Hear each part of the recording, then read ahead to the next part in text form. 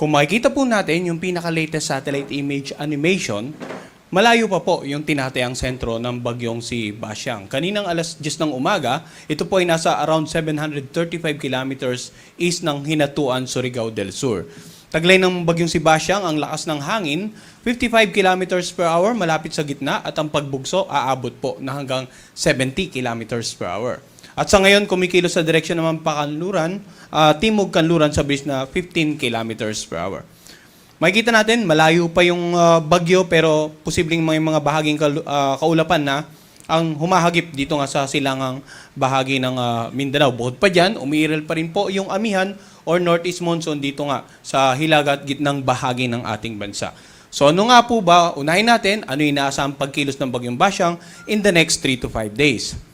So, ito po yung tinatayang sentro ng lokasyon ni Basyang kanina alas 8 ng umaga.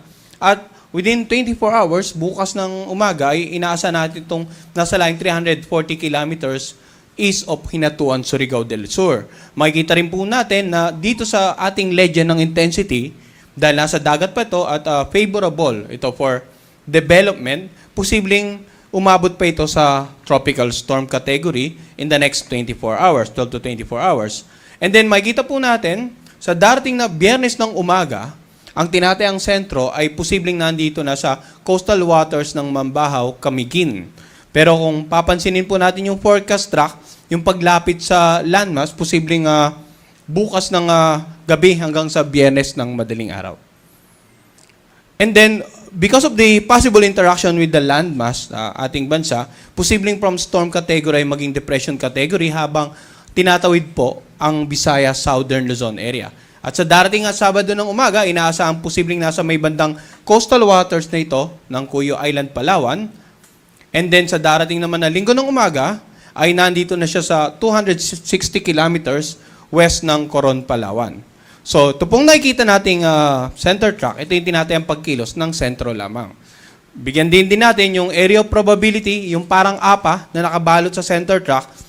Pinakikita pa po nito yung iba pang posibleng senaryo ng pagkilos ng sentro. So kung dito, mapapansin natin yung center track posibleng tumama sa may bandang Surigao del Sur, dapat maging handa rin yung iba pang lalawigan sa silangang bahagi ng Mindanao at maging dito sa ilang bahagi ng Eastern Visayas for the possible landfall scenario, yung pagtama ng sentro. Bukod pa dyan, dito nga sa areas na sakop ng area probability sa natitirang bahagi ng Mindanao, and then the Visayas area and the Palawan area, maging itong Mindoro, Romblon area, kailangan maghihanda rin sa posibleng pagtawid ng sentro. Pero hindi lamang itong mga areas na nasasakupan po ng area probability ang dapat maging handa. Pag-usapan po natin mamaya yung mga lugar naman, or ngayon, yung mga lugar na may mga wind signal. Ang wind signal po ay babala sa malalakas na hangin na dala ng bagyo within a specified period of time. For example, ngayong umaga, nagtaas po tayo ng signal number 1 dito nga sa eastern portion ng Surigao del Norte kasama ang Siargao, Bukas Grande Island at sa Surigao del Sur. Pero hindi po ibig sabihin na agad-agad ay masungit na ang panahon sa lugar na ito. Ang mga tropical cyclone wind signal, may tinatawag po itong lead time. Kumbaga, meron pa po tayong oras para makapag-prepare sa posibleng lakas ng hangin. In the case of tropical cyclone wind signal number 1, 36 hours or less. Pero syempre, habang lumalapit po yung bagyo sa kalupaan ng ating bansa, pwedeng bukod sa mas lumawak pa yung mga lugar na may wind signal, lumit na yung lead time, pwede pa po tayong magkaroon ng mas mataas na wind signal. Dahil ina-anticipate nga po natin yung posible pang paglakas ng bagyo. Possibly umabot pa ng tropical storm category. So ngayong umaga, ito lamang po yung may mga wind signal, pero asahan nga yung mga mas marami pang lugar sa mga susunod na tropical cyclone bulletin issuances. Ngayon, yung mga pagbugso naman ng hangin, gaya na nabanggit natin kanina sa satellite image, bukod sa bagyong si Basyang, meron tayong umiiral na amihan, asahan din po yung mga pagbugso ng hangin sa nakararaming bahagi ng Luzon ngayong araw, or sa the entire Visayas area, Dinagat Island, Caraga, Davao Region, Zamboanga Peninsula, Camiguin, Misamis Oriental, at Lanao del Norte. Samantala, bukas naman, pagbugso ng hangin, nakararaming bahagi ng Luzon, buong Visayas, Caraga, Davao Region, Northern Mindanao, Zamboanga Peninsula, Basilan, at Tawi-Tawi.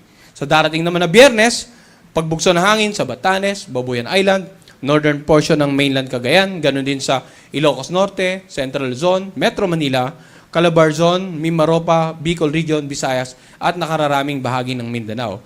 So bakit po natin binabanggit yung mga pagbugso ng hangin na dala ng mga amihan? Yung mga lugar pong nakapalob sa listahan na to ay posible pong makaranas na bukod sa pagbugso ng hangin, magiging katamtaman hanggang sa maalon ang mga karagatan.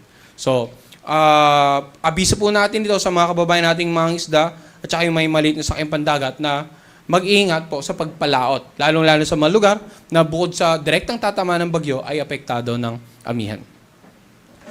Pag-usapan naman natin yung inaasahang pag-ulan. So kanina sa satellite image, nakita natin malayo pa yung bagyo, sentro ng bagyo, nahahagip ng mga may kakapalang kaulapan ang silangang bahagi ng Mindanao. So simula ngayong umaga hanggang bukas ng tanghali, posibleng makaranas po ng pag-ulan, around 50 to 100 millimeters of rain. Itong mga lalawigan na ito, no? Itong Dinagat Island, Surigao del Norte, Surigao del Sur, at Davao Oriental. Samantala, simula naman bukas hanggang sa darating na Biyernes ng tanghali, kung mapapansin natin, mas marami na, bukod sa mas maraming lugar ang posibleng ulanin, mas marami na pong pag-ulan, inaasahan nga dito sa mga lugar na naka-highlight ng orange. Ito po yung Southern Leyte, Bohol, Dinagat Island, Surigao del Norte and Surigao del Sur, Agusan del Norte, Camiguin, Misamis Oriental at Agusan del Sur, around 100 to 200 millimeters of rain, posibleng maranasan simula bukas hanggang sa darating na Biyernes.